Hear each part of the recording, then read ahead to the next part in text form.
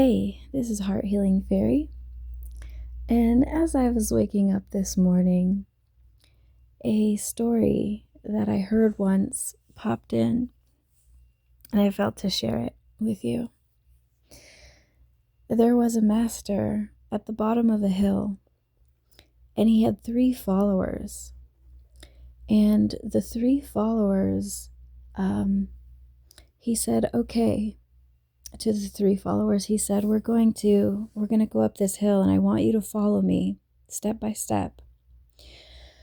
And so the master started up the hill, and 2 of the people started copying him, going up the hill, exact step by steps, leading right behind him, copying his every move, his every footstep.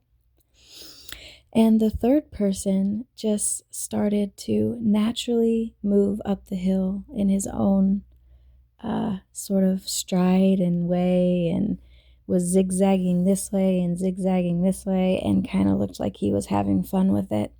And the other 2 who were following the master's every step would look over and kind of sneer at him and things like this. So they reached the top of the hill, and the master says, "Did you follow my steps?" And the 2 that were right behind him, copying his every move, were like, "Yes, master, we did. We followed your every single little step, and they sort of like copied what he was doing, every movement up the hill." And the 2 looked over at the other one, who took sort of a long way up the hill and was having a lot of fun. And they were looking at him, and they said, "But he didn't follow you, master. He went his own way." And the master looked at the 3rd and said, "Why didn't you follow me?" And the 3rd said, "I did follow you, master. I followed you in spirit. You said to go up the hill. I went up the hill." And that kind of correlates to the message I was speaking about yesterday. And the master smiles at him and says, "Very good." That you're here to move to what feels natural for you. It's like the other 2 completely missed the point. You're not meant to be copying anyone. You're not meant to be following anyone. You are meant to be discovering your own internal authority over yourself and your life, and do what feels good and best for you. And this really is the distinguisher here, when society has told us from little children what we're doing here and what it's supposed to look like. And I'm sure many of us, so many of us, have walked through so many things in life that were not aligned for us. We just didn't know any better.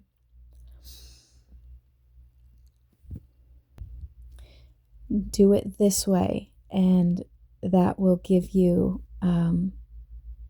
fulfillment. And then you come to realize that who is the deciding factor for one's inner fulfillment and stability? You're the only one who is going to be able to explore and discover what that is. And I feel that there is a collective, and this one might not be for everyone, but if you come across this message, I believe that your life has been very tumultuous, and you have experienced a lot of trauma, maybe more traumatic events than what most that you know have experienced. And this isn't something that you are hanging on to anymore as a pain point. You have worked through all of it. You are not looking backwards anymore because the lessons have been imbibed. And moving forward, you know what to look for and what to avoid. And avoidance, even. Sometimes I've even thought for myself personally that, like, wow, I've become really avoidant. Is this a problem for me? Because I will sidestep a lot with no, I mean, it is immediate. Just sidestepping so much that I encounter because I've already encountered it before and I don't wish to experience that again. It isn't about being judgmental. It's about that internal judgment of the energy and what the energy feels like. And is that something that I would like to experience or not? And a lot of the time, especially within like the last 2 years, the answer has been no.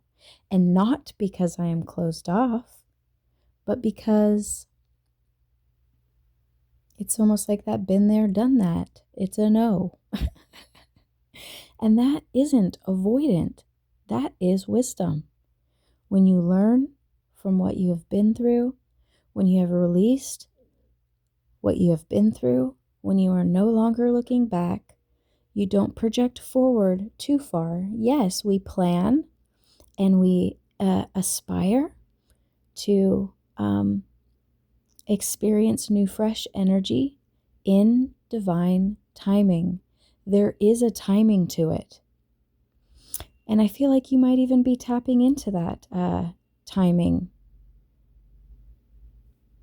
When there is a resounding yes internally, you can feel it. And when there is a residing no in your system, that is your internal system fully connected to your emotional world. The body knows.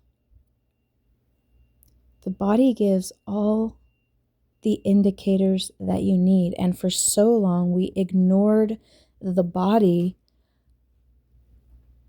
signals. We ignored the body's signaling system because we didn't understand it yet.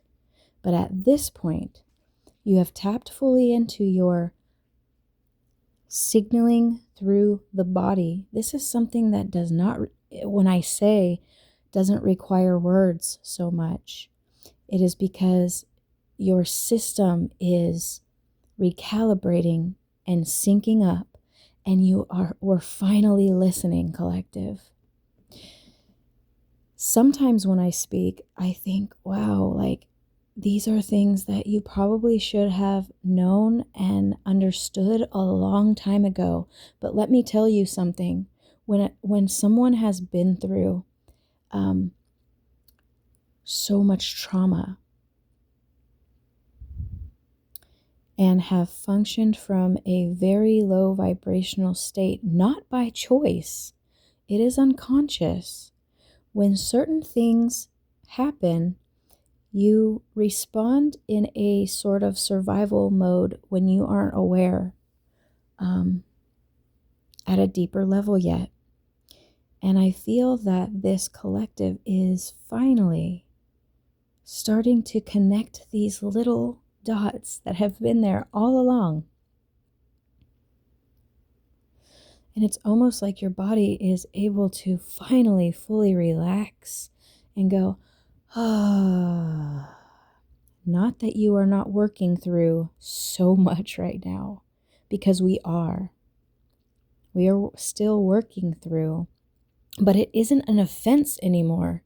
The things that are coming up for you now, it's not offensive. It's just like, oh, I see that this is still operating here and that is okay.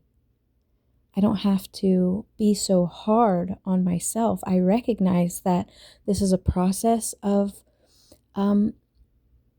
releasing and shedding. and that can't be forced. Have you ever tried to force yourself to release? It doesn't work. Yes, you're conscious of it. Yes, you see that this pattern keeps coming up over and over and over and over. But have you also noticed that at each time that it does come up, there's a sort of softening from where your perception is looking at it from, and that it softens each time? It's like a slow, gradual release. Yes, sometimes we can sort of use our willpower to force shifts with certain things, but there are other things that it can't be forced, and it is a very gradual number one, recognizing and then allowing for it to be okay that it's still coming up for you, and also simultaneously knowing that this is in process of being released.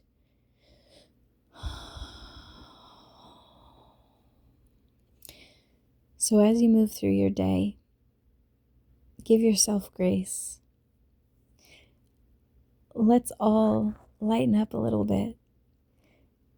We were never meant to be here and be perfect.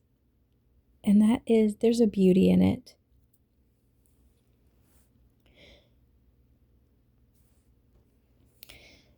And even when you experience these lulls in life, don't beat yourself up.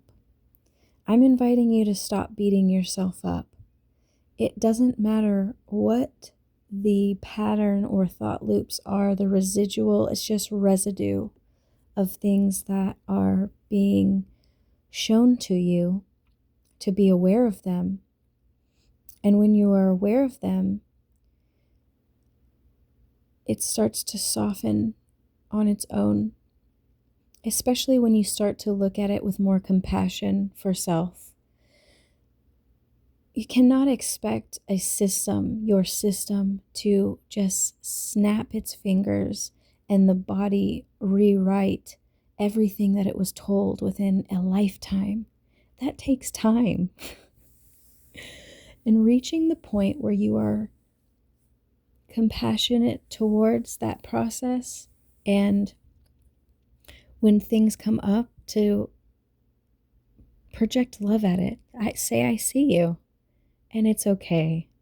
We're still in process of working through this, and give your inner child a big hug and tell them that you got them and that you're never going to sacrifice yourself again, and that everything is going to be okay.